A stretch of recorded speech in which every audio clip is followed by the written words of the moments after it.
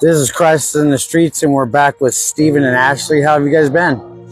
Been doing pretty good, pretty good.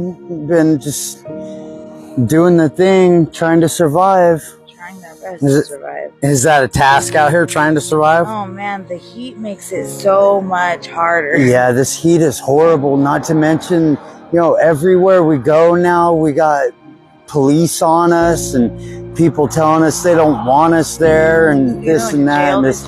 Yeah, I went to jail the other day because we were sitting over on the side of that army building over by Mallview and the PetSmart.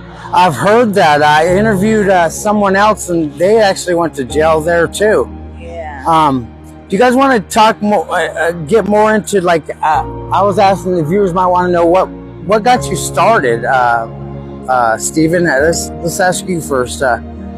What got you started on the opiates? And I'm gonna be honest with you, man. I was about 22 years old, and at the time I was only doing crystal.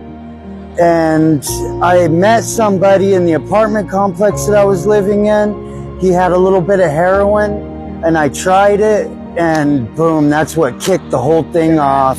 It was a wrap after that. It was the first use? Yes, it was.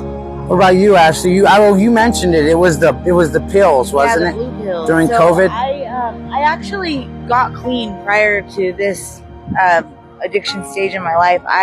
When I was like 22, 23, I got really hardcore into pills.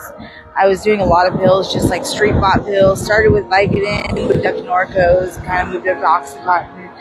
And then I went to someone and I told them, oh man, the withdrawals are so stinking bad. And they were like, yeah, well, crystal helps with withdrawals. And I was like, all right. So I started on crystal. That's a lie.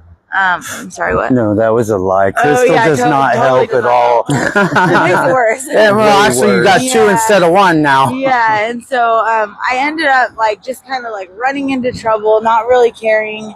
Ended up looking at 8 to 10 years in prison for a carjacking charge. Just got in the car with the wrong person, My parents were like, hey, you're going to get clean or you're just not going to be a part of our lives. And I was like, all right. And so I ended up going through a program called Teen Challenge. I don't know if you've heard of it, but it's a year-long program. I've heard of it. Yeah, and I've stuck with them for 3 years. Ended up becoming staff, moved to a couple different centers.